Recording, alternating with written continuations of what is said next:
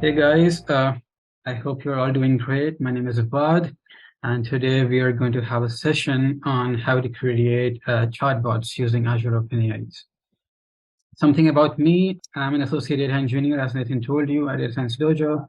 I've been working for around 2 years in the field of AI. I'm a computer science engineering graduate, and I really like building computer vision applications and AI kind of edge apps like which people can use and people can interact with.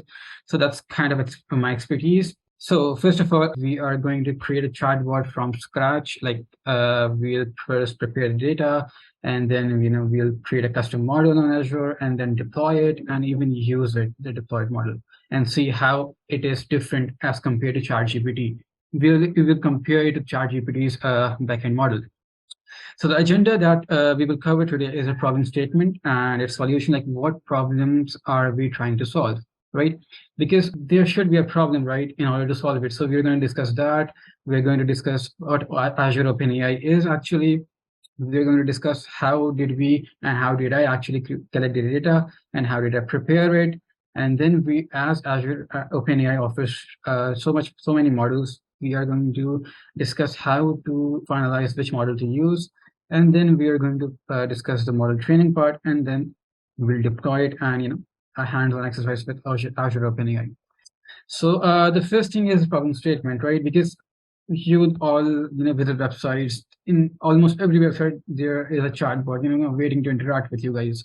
So the main thing that those chatbots lack in common is that their interaction with the person. Like, for example, it's completely generic. Like if you ask a question for an industry specific reason, it can't answer you. If there's a customer that is a part of the company since too long, it can't answer you. It can't, take the intent of the customer, like what he actually wants, what he actually means. So existing chatbots, they are unable to understand industry specific terminology. Like they don't know what this thing means in that particular industry. Yeah, it knows what it means generically, but it won't understand what industry people take it and to understand. Also, it struggles to provide accurate responses to user prompts. Like if you ask a question that is completely irrelevant, it will answer you something, but it won't be even the solution of that answer.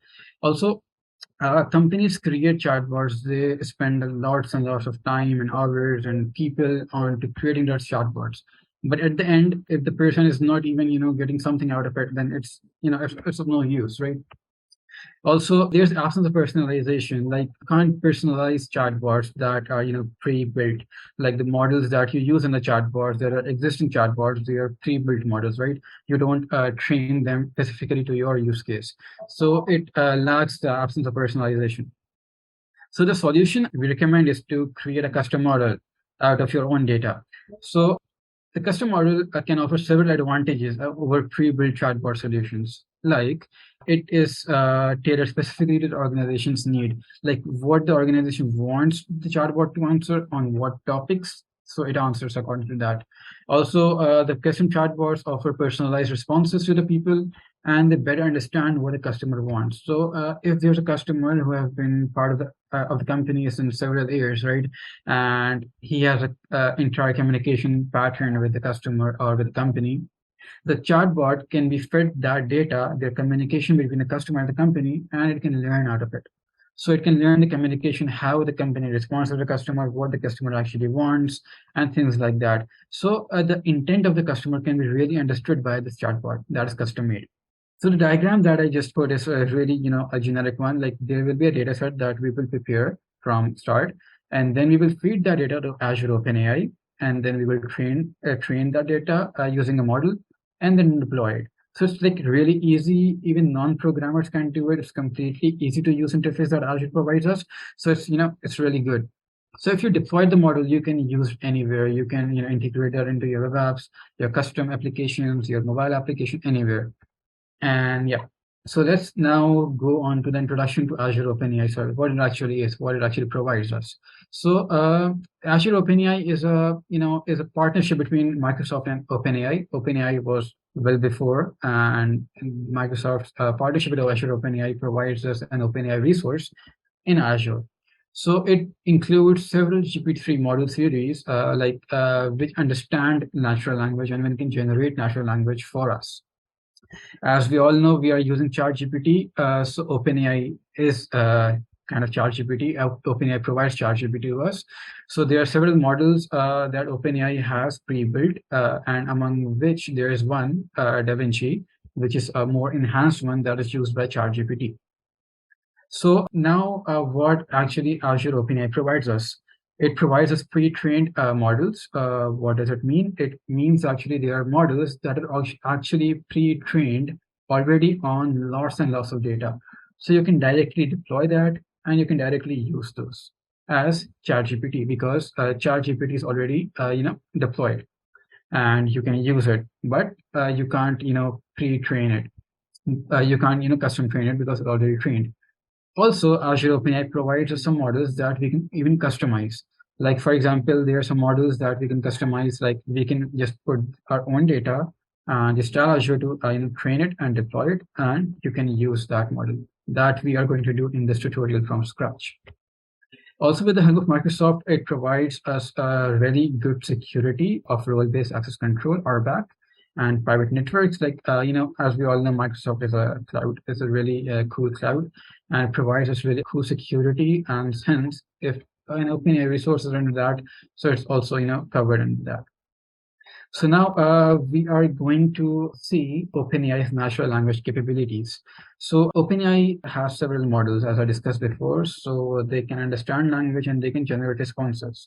So now we are going to discuss GPT models. So GPT models really created completing several natural language tasks. Like, for example, if you have interacted with ChatGPT, you can simply ask a question, it answers you. Also, it can do several things like this. It can summarize text, so it can even classify text, it can even generate names, it can translate, it can answer questions, it can suggest content. So what is a prompt actually? A prompt is something that tell to initialize that area. Like you can simply say like that, summarize this text and then give the text. So ChatGPT would know that, okay, I have to summarize this. Or you can simply, ask a question and put a question mark at the end and will know that this is the question and I have to answer it. So this is what use case that we're going to follow today. And we are going to make a Q&A chatbot. Like we are going to ask questions regarding a particular use case of data science dojo, and then the model will answer it. So now let's go on to the actual parts that we're going to focus on. We're going to focus on data collection part, like how data should be formatted and how it should be, formatted actually to, so that we can feed it directly to Azure OpenAI. So we are going to create a JSON lines file. What it actually is that it's a simple text file, but an extension of JSON-L. And then you have to put dictionaries into that. So we are going to just quickly go over the dictionary, like what it actually means, and then we're going to go forward. So every line should have a prompt and a completion. What is a prompt in our case? A prompt is a question in our case, because we are going to ask a question from the chatbot and it's going to answer us. And what the completion is the answer actually of the question. Like how many people attend each training? And the answer is class sizes range from 20 to 30 people. And this is a prompt and a completion of it. Now, there's a simple end at the end of completion. What does it actually mean? It's kind of a stop sequence that is really good to tell a model that the answer ended over here. So you're good to go to the next question and answer. So it's completely optional. You can skip it out, but Azure OpenAI tells it as a best practice. So, we're going to do that. Also, there's a good practice to use a validation dataset and a trained dataset. So we will prepare both and upload that into our model to train. Now we are going to go to the model selection part because Azure OpenAI provides us lots and lots of models. So we are going to select like which model should we use actually. So there are some GPT model like Curie, Ara, Babbage, DaVinci, and then we will discuss what they are actually good at and which one we will use. So the first one is a Curie model. It's like mainly used for sentiment classification, summarization, and Q&A. So yeah, you got that right. Q&A, if Curie is good in Q&A, then we are going to use Curie as our model. So yeah. Then there comes Ada. It's the fastest model till now that OpenAI provides us. It's really cool for parsing text and classification tasks. Then comes Babbage. It's used for very simple classification and semantic search. And last but not the least, DaVinci. It's used for creative content, generation of text, and complex intent. So for the people who don't know, ChatGPT has DaVinci in the backend, the improved version of DaVinci, but yeah, it has DaVinci. Also, we're going to use query. It supports completion. What does it actually means? Like if you ask a question, it will answer you. So that is what the supports completion column means. And fine tuning, yes, query and Babash can be fine tuned right now, but DaVinci cannot be fine tuned currently. So then we will go to the model training part. So we're going to train the model from scratch. There are some parameters that are important to understand. So we will discuss that in detail during the tutorial, but let's just get an overview of what it actually means. Like the number of epochs, like we can set that. Okay, for the non-programmers, if you don't know programming, if you don't know what these mean, if you're just thinking that it's a gibberish, it's completely okay, because Azure OpenAI provides these values as default. So if you even don't know what these are, you can simply even train that, not knowing this stuff, because it already set as default. So we're going to discuss that, no problem. Batch size means, number of examples, the learning rate, and the prompt loss rate. So we're going to revisit this during a tutorial in detail. So then we're also, when we train the model, when we deploy the model, and then when we are testing the model, we are going to optimize the response. If you're getting an answer and if it is not good, or if you don't think like it's that good, so we're going to optimize the response using these parameters like temperature, frequency penalty, presence penalty. So we could discuss that in the tutorial that we are going to do. So yeah, let's get started on the tutorial. So I'm going to move first to a data collection part. So this is a training file and a validation file that I have. So first, let's go to the training file. As I told you in the data collection part, there should be two keys in additionally, a prompt and a completion. So where's the completion is, as you can see, here's a completion. For every row, there should be two keys, right? And perhaps you remember, I also put a stop sequence at the end of each sentence. So let's see if there's a stop sequence. Yeah, here it is, end. It's completely optional, but OpenAI recommends it to, so the model can, know actually where to end and where to start. So you can, just go. Okay, so I didn't do this manually, just for your information. I automated this stuff. So how did I do that? So Data Science Dojo has an FAQ page, right? So what I did, I wrote a scraper. I told the scraper to, just go to the site and extract all the question answers you can find and dump this into a JSON lines file in this format, right? Also, I did one more thing. So obviously we don't have hundreds and hundreds of questions at Data Science Dojo FAQs, but still we have a lot of text on the data science websites. So what I did, a really cool thing is that I extracted the paragraphs that we have in the website, and I told OpenAI ChatGPT to generate the questions from that. So I gave the paragraph and I told ChatGPT to generate questions. So now you must be thinking, why did I use the generic chatbot? Now, will it perform good?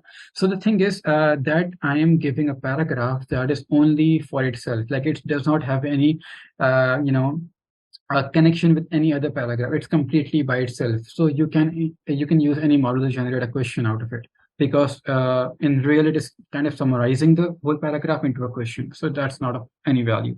So I had to save time. I don't want to do that manually. So yeah, I did that. So this is what you have to create. You can completely automate it. You can search how to create a JSON lines file. It's completely like JSON, but it's kind of a text file in that manner. So this is a training file, and this is a validation file that we are going to use in our tutorial right now. So let's just quickly hop on to Azure. This is the Azure portal that we have. So we are going to simply go to Azure OpenAI to create a new fresh resource and see what it actually wants from us, what parameters it want, and how can we create Azure OpenAI resources for the people who don't know. So I just simply clicked on it, and we just get into a page there where we have to create a new resource. So for your information, I already created a resource because we have to use that. So yeah, we can simply create a new resource of Azure OpenAI, and it takes us to a new panel where we have to do a few things. We have to select a subscription.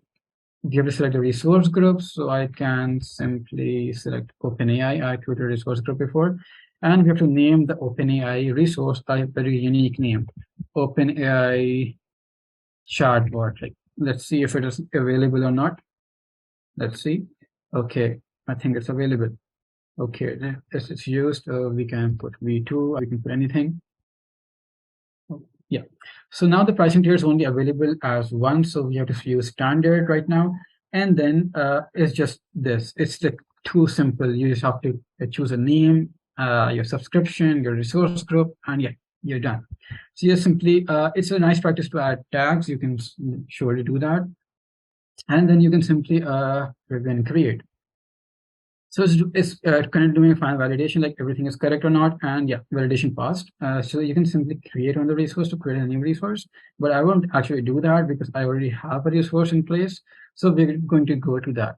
So I'm just going to simply click on this, the resource that I made before, and we are going to open it. And we're going to go to Azure OpenAI Studio. So it's a dedicated studio for us. It's our own kind of domain that we have that we can personally use. And it's completely secure, obviously, because yeah, it's Azure. So guys, it's very easy to do and it's really simple for non-programmers and even for programmers. So yeah, as you can see, Azure OpenAI provided some pre-built capabilities that we can just simply click on and use. Summarizing, classification, natural language SQL, yeah, that's really cool. Generating product names. So yeah, one more thing, you have to deploy a model to use these kind of things. So we're going to go through every one of that, a custom model or a pre-trained one. So our main focus will be on to this tab, customize a model with fine tuning.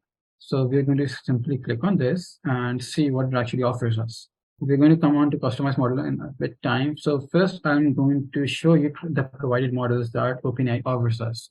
So this is a list of the models that OpenAI offers us right now. And the most cool one is Text DaVinci 3. We can't fine tune it. I'm sorry. If I could, we would obviously, but as you can see, the column names, like this is the model, and the most important part is deployable or not. So there are three models that are not deployable right now. So Ada, Babbage, and Curie. And why is that? Let's just simply hover it. It says this models must be fine-tuned before it can be deployed. So what does this mean? So it says that you must first customize this model with your own data, and then only you can deploy that. Okay, that's cool. We can do that. Also, for the other models, it says it is deployable. So you can simply just click on this and just simply deploy the model. It's as easy as that. So let's go to customize a model, create a customized model. We can simply click on that, and we can simply choose a model. So here are three options: Ada, Babbage, or Curie. So as we discussed in the tutorial, we are going to use Curie because it's really good for Q&A. So we can simply call it Curie V3 or anything, and we can simply just click on next. Now we can choose a dataset. You can choose locally, or you can even attach a blog or a shared web applications. It's completely up to you. So we can simply browse for a file, and we can navigate to OpenAI and training.json file. So we can simply upload it. So as you all remember, it's a file that we prepared for a training dataset. It can be as long as you want. Then the longer the file, the bigger the file is, it's really good for you, because the bigger parameter is really good. Now we can upload a validation data. It's really good practice to do that, so you will know what actually the loss is and how the model actually performed on the data. So we're going to browse it again, and we're going to select validation.json, and we're going to simply upload it. Now the data set are uploaded, and then we are going to go towards a config. So as I told you, even for non-programmers, Azure really provided, really went through, right? It set up default parameters. So even when I was first using it, I just didn't even look at this. I just simply click on next, and I simply trained it, right? So yeah. But today, for you guys, I obviously understand what this means, and even change this parameter and train my model and really perform good. So what I would recommend is that just simply put this as default and train it once, use it and train it again on a custom parameter. So you will know the difference how it actually does. So the number of epochs is by default 2. You can simply increase it and it will be really good. So I'm going to start as default. The batch size by default is 32. So what the number of epochs actually means? So yeah, epochs is the number of times your data set, your training data set goes through the model completely. Like how many times the model should go through the whole data set.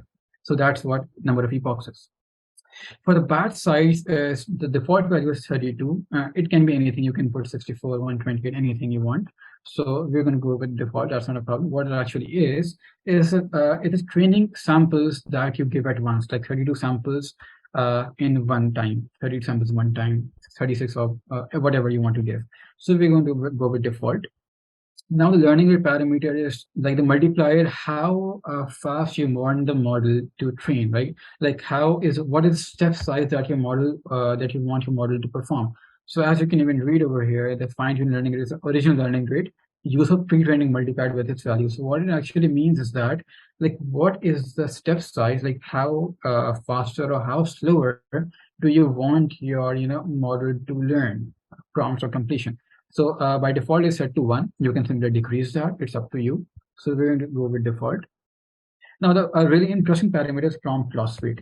So what it actually means is that how much do you want your model to learn the prompts? So what a prompt is, in our case, it's a question, right? So let's go to training.json and let's see a prompt, right? Who teaches the boot camp? This is a prompt. As you can see, this is the key. This is the question. How much do you want your model to learn the questions?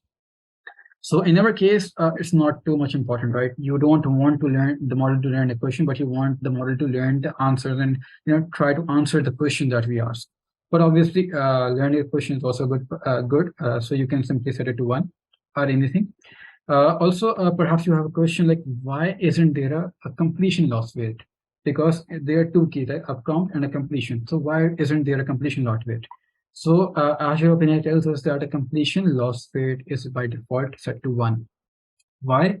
Because it is really mandatory for the model to learn the completion, right? It is the main aspect of the model to learn the answers. Like that's why it is set to 1. It is the highest possible value that you can go.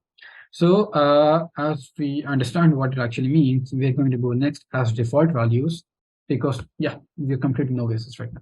Yeah. And now we are going to review the config. We are having a training file, we are having a validation file, and the model is query, right? And we can simply just save and close. It is as easy as that, guys. When you go to the customized models tab, you're getting a new model over here that's contained in the non-running state. So if you keep on refreshing it, it will come on a running state, and then after some time, it will come on a succeeded state. So yeah, it is completely not running.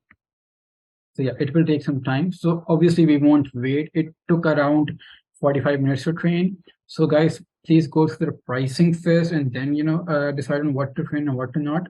So yeah, so I actually have trained a model before over here. So we are now going to know how to deploy it, right?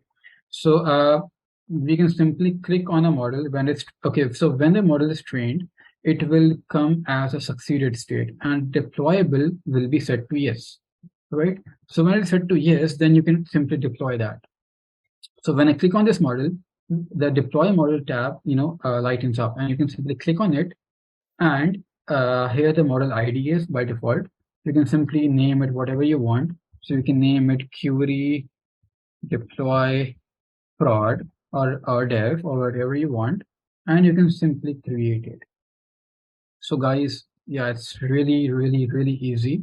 Azure provides really good code interface for us using OpenAI. So when you go to the deployments tab, there is something, status is running. So it means that the deployment is going on. So in our case, we won't wait for the deployment because it took around 30 minutes to deploy in our case. So, and still it's really less time, right, guys? Because deployment means that you can use this custom model anywhere, like right, seriously anywhere. So now I already have a model already deployed. So it's the same data set. I didn't change the data set even a bit. It's the same data set that we simply just saw over here, and it got trained, and then I simply deployed it. So it's as easy as that.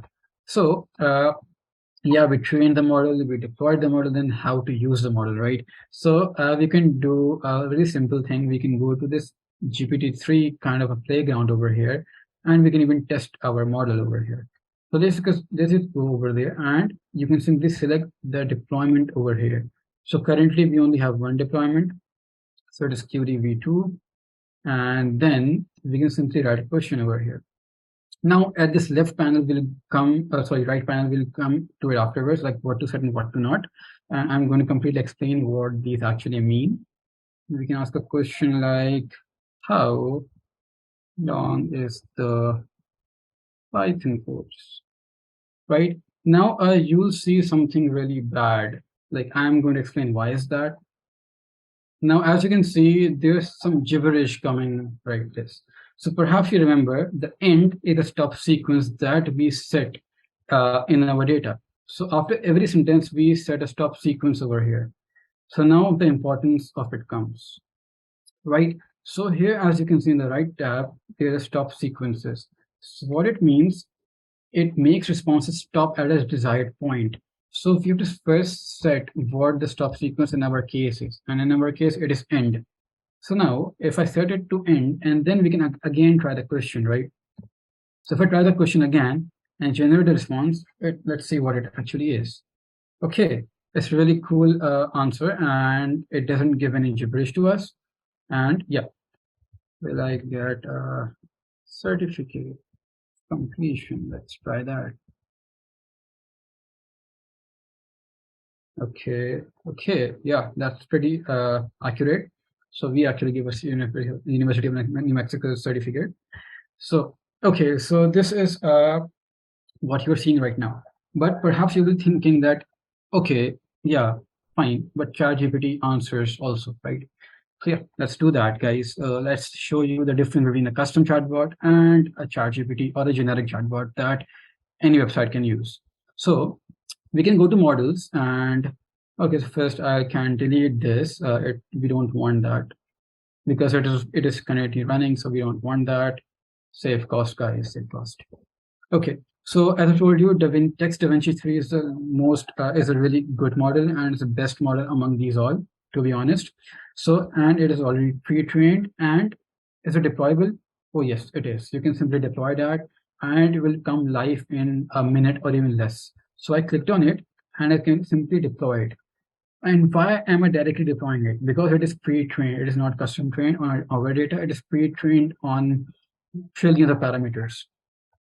So I can simply put out as DaVinci, it is DaVinci. So I can simply create. Now let's go to the deployments and let's see if it actually creates. Okay, yeah, it is, look, as you can see the status, it is directly succeeded because it is already pre-trained. They just give you an dedicated IP for it to use because it's the same model that, everyone is using. So you don't have to pre-train it.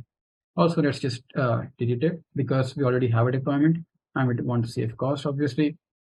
Now, as you can see, we have DaVinci deployed, and now just let's just open it into a new tab and just try the same question that we tried over here. Okay, it's opening a new tab, and let's just see how DaVinci performs on our industry-specific questions and how a custom chatbot performs in our industry-specific questions. Let's just go through all of that we went through and directly just jump to the playground. And let's see. Let's just select DaVinci in this case. And what was the question? We can simply copy the question over here and paste it over here. And keep on, look guys, this is DaVinci. It is a pre-trained model. Okay, so it will take some time. As I told you, it will take at least a minute to come. Okay, so no problem. We can first go through these parameters and then we can, test what the difference actually is between a custom model and a pre-trained one. So the parameters that you can change in real time and see how the response changes are these. Like the temperature, it controls random. As I even on the slides, I mentioned that we will come on afterwards. So yeah, here we are. So it controls randomness. What it actually means, if you set it to 0, so it will give the same response to the same question every time you ask it. So it is not changing the response because the temperature is 0, but by default temperature is 1, which actually means if you ask a question once, it will give answer, and if you ask a question again, the same question, it will give a different answer for temperature equal to 1. Right? For the max tokens, it is that the response should be at max 100 tokens. Like what tokens are, they are actually kind of words, like number of words. You can simply understand it like that.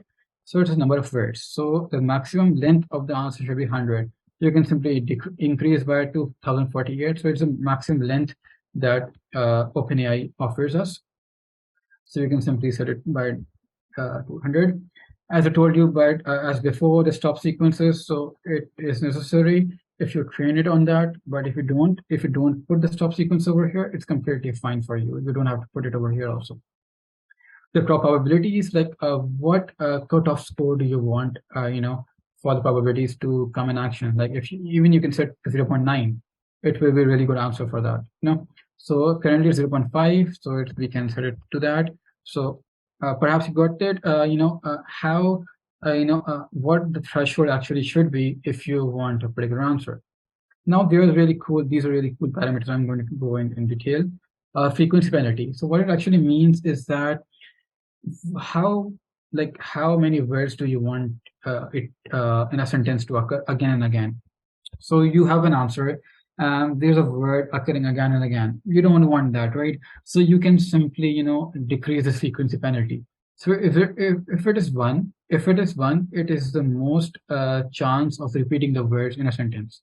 And if it is 0, if it is minimum, it's 0 chance that a word would repeat in a sentence. So it's as easy as that. The present penalty is the same as frequency penalty, but it's more stricter in that case. So what it means, even if you ask 3 to 4 questions on the same flow, if I ask one more question, so present penalty, what it does is it actually goes through all the answers that have been answered till now and reduces the repetition of words in that case. So if it's set to 0, it will reduce the repetition of words to a really less value. So you can simply even read these and go it in real time and even test it out. So it's completely fine for you guys. You can even do that. So best of.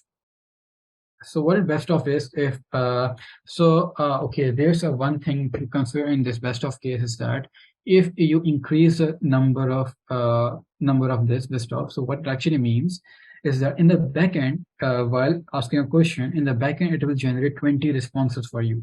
So it will cost you for 20 responses, but it will answer you only one with the highest probability. So just keep in mind, guys, it will cost you for 20, but it will only show you one. So yeah. So please, so I just keep it as 1 because the probability, resolves that issue, because if you set a high probability, then the answer will be really good. Also, you can simply enter a pre-response text, like what text should come before answering a question, like, here is the answer of this question or anything, and a post-response text, like what the text should be after the answer has been answered, after the question has been answered. Right. So these are the parameters, and you can even learn these more onto Azure documentation that you can go through. So now let's see if it came into action. There's DaVinci. Yeah. Now, okay, guys, it's really cool. As you can see, I asked the same question over here, and it answered like the Python for data science for the 3-month program, because it's industry specific. It knows what the client or what the customer is asking for, right? But in our case, it's completely generic. The answer is completely generic. The customer won't even know what it means, right? Generally, introductory courses may last from 1 to 3 days. It's completely useless for the customer. If you integrate ChatGPT onto your website, and if a customer or a client, a potential customer or a potential client asks this question, he's just going to run away, right? Like, what is this, right? But okay, so I can ask this question also. Let's see what the answer is. Yeah, it's completely generic. It doesn't answer what I actually wanted to answer, right? Okay, for you guys, I can even do one thing. Perhaps you will be thinking that this question is already fed into the training data and that's why it answers really good. So let's do one thing just for your guys. We can paraphrase this question. Paraphrase this question. It is Da Vinci, so it can do any task. So I'm going to copy this question and we can paraphrase that. It's kind of same. No, let's want to do this again. It's just for your sake, guys. Okay, let's copy this and then again ask for custom model and let's see. Hopefully it answers. Okay, it's really good. It's really, the answer is completely not generic, and it's really specific to our use case.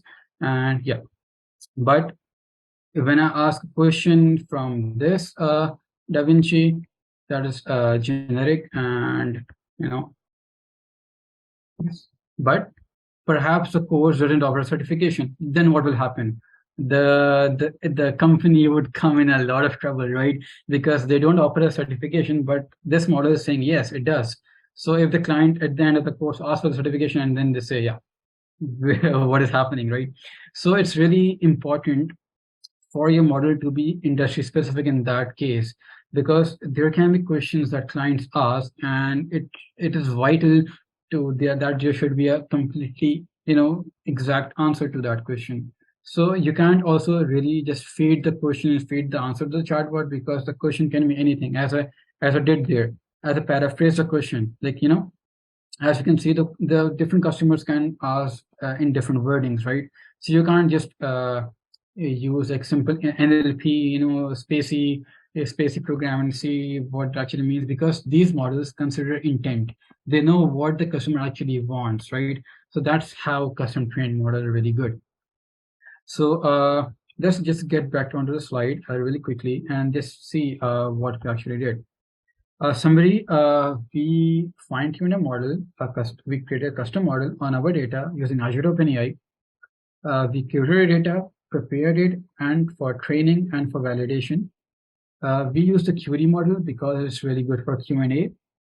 We selected that as a base model and then fine-tuned that over our data set. What fine-tuning actually means is as transfer learning, so it's completely same like that. Now, once the model was trained, we deployed that and we used that. And the main task that we did is we compared that model onto a generic one, like ChatGPT or DaVinci.